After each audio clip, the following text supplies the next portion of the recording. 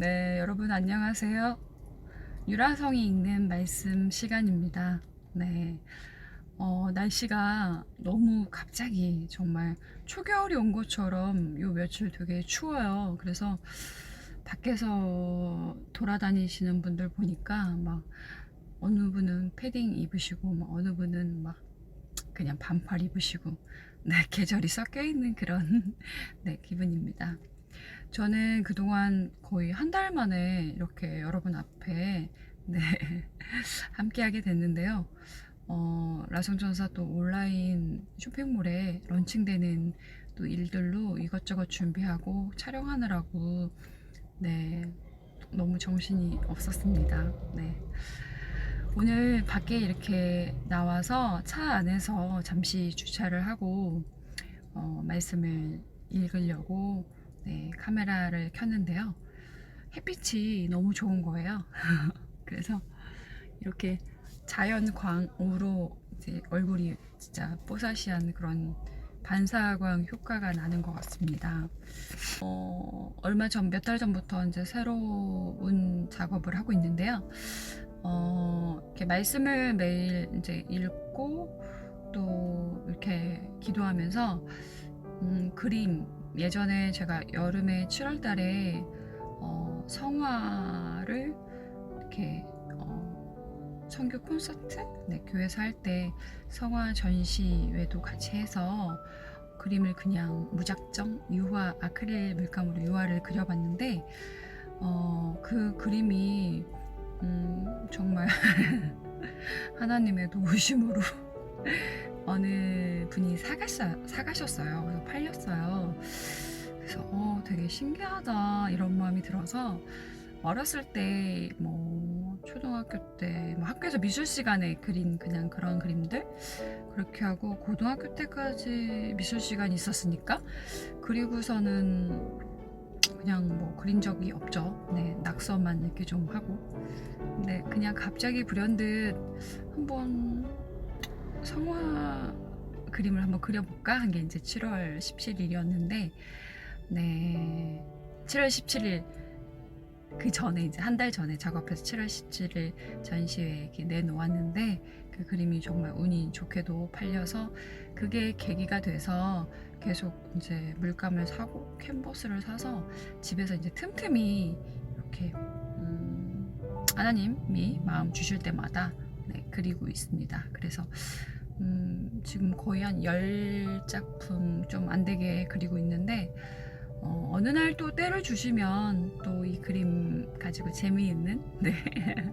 그런 또 전시 아주 작지만 네, 이렇게 뭔가 마음에 힐링이 되는 그런 작은 전시회가 만들어지지 않을까 기대하면서 기도하고 있습니다.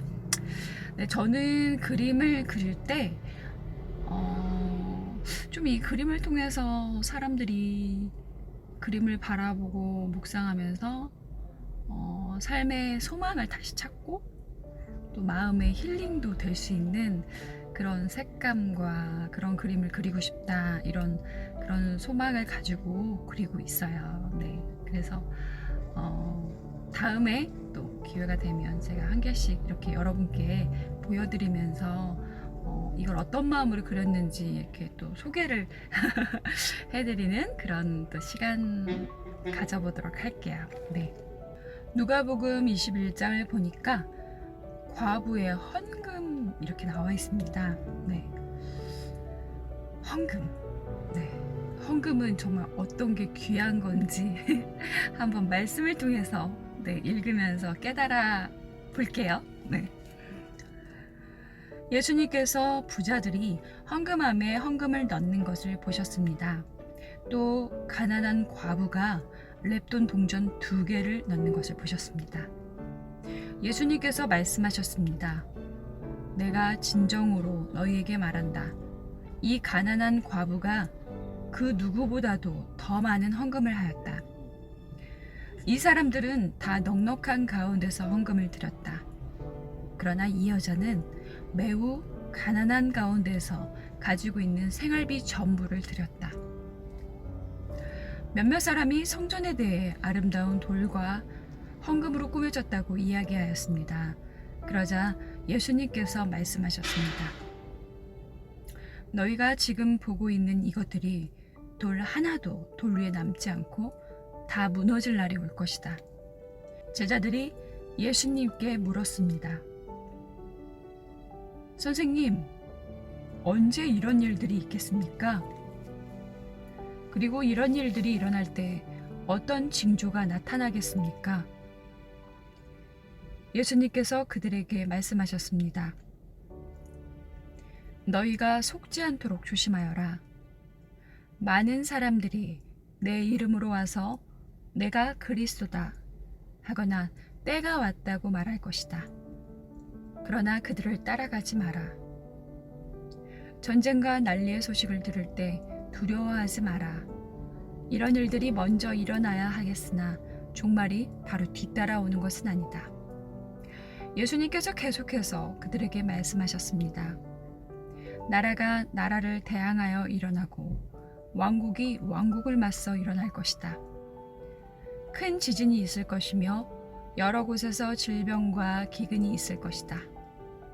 하늘로부터 무서운 일과 큰 징조가 있을 것이다. 그러나 이 모든 일들이 일어나기 전에 사람들이 너희를 잡고 박해할 것이다. 또한 너희를 회당과 감옥에 넘길 것이다. 너희는 내 이름 때문에 왕과 총독 앞에 끌려갈 것이다. 그러나 이것이 너희에게는 증거의 기회가 될 것이다. 너희는 변론할 말을 미리 준비하지 않겠다고 마음에 결심하여라. 내가 너희에게 말과 지혜를 주어 너희 원수 가운데 그 누구도 너희를 맞서거나 반박하지 못할 것이다. 너의 부모와 형제, 친척, 친구들이 너희를 넘겨줄 것이다. 그리고 너희 중 몇몇을 죽이기도 할 것이다. 너희는 내 이름 때문에 모두에게 미움을 받을 것이다. 그러나 너희 머리카락 하나도 다치지 않을 것이다. 너희는 인내함으로 생명을 얻을 것이다. 예루살렘이 군대에 포위당한 것을 보면 예루살렘의 파괴가 곧 다가왔다는 것을 깨달아라.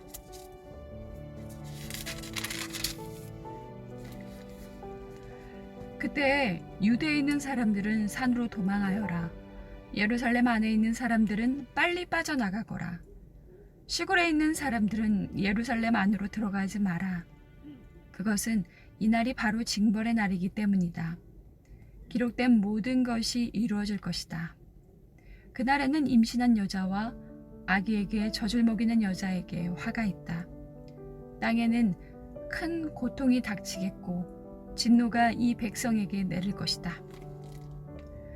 그들은 칼날에 쓰러질 것이며 여러 나라의 포로로 붙잡혀 갈 것이다. 이방인의 때가 끝날 때까지 예루살렘은 이방인들의 발에 짓밟힐 것이다. 해와 달과 별들에게서 징조가 있을 것이다. 땅에서는 민족들이 바다와 파도의 소리에 당황할 것이다.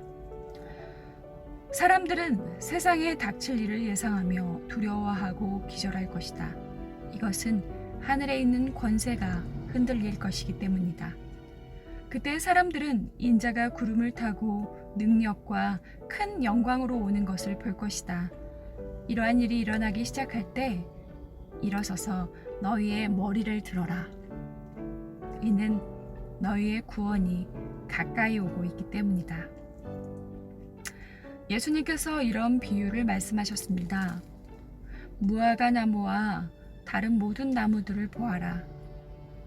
잎사귀가 돋는 것을 보면 너희는 여름이 가까웠다는 것을 알 것이다. 이와 같이 너희도 이런 일들이 일어나는 것을 볼 때 하나님 나라가 가까운 줄 깨달아라.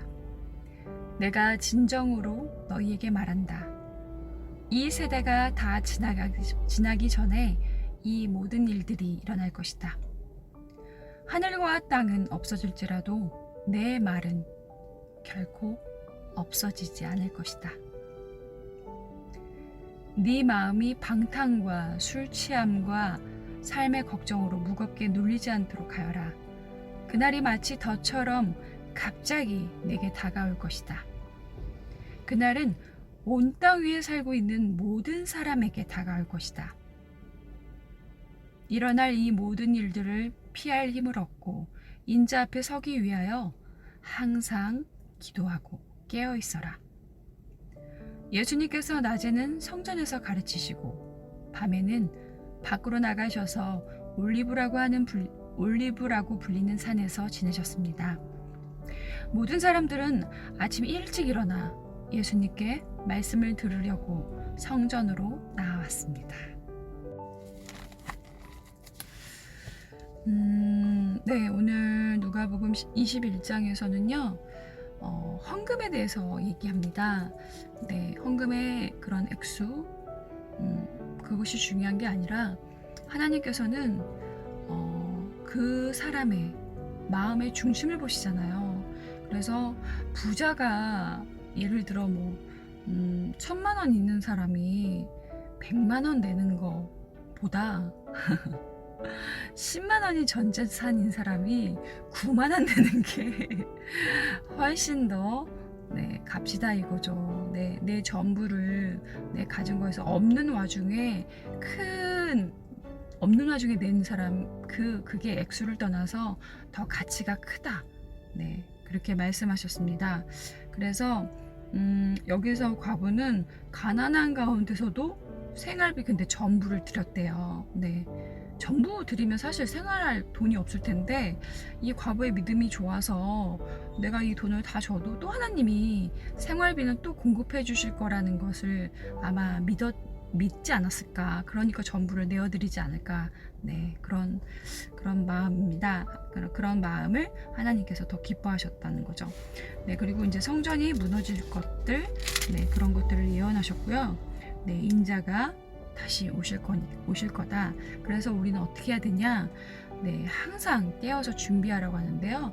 이 준비하는 거는 다른 것이 아니라 말씀과 기도로 준비를 하고, 근데 어떻게 해요? 방탕함, 술 취함, 그다음에 삶의 걱정으로 마음이 눌리지 않도록 깨어 있으라고 합니다. 네, 우리는 그 눈에 보이는 이 세상에서 살고 있기 때문에 방탕하고 술에 취해서 친구들이랑 놀고 너무 재밌죠. 순간. 근데 보이는 것은 잠깐이고 보이지 않는 세계는 영원하다. 말씀에서 말씀하신 것처럼 술 취하지 말고 방탕하지 말고 정말 이 앞에 미래를 위해서 늘 깨어서 기도하면서 하나님의 뜻을 구해라.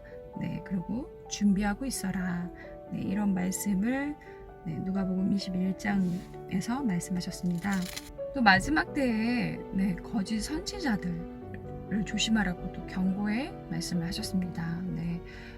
내가 그리스도고 때가 왔다 이렇게 말하는 그런 선지자들, 거짓 선지자들을 속지 않도록 조심하여라. 이렇게 말씀하셨습니다.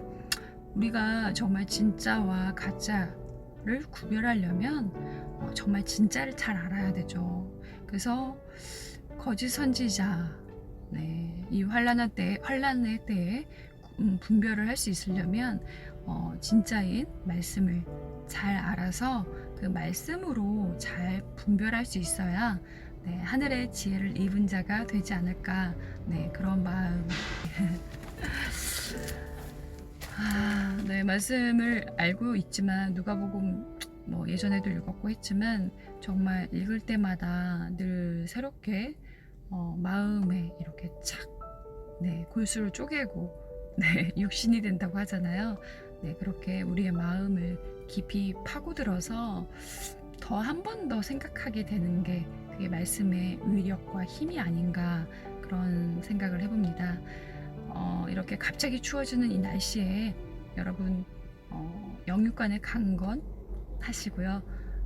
지치지 않으시고 늘 기도로 구하면서 막혔던 부분들이 술술 풀려가는 그런 역사가 여러분 삶 속에 일어나기를 소망합니다. 남은 시간도 여러분 주님이 주시는 그 기쁨과 평안 속에서 샬롬 하시고요. 저는 이만 가겠습니다.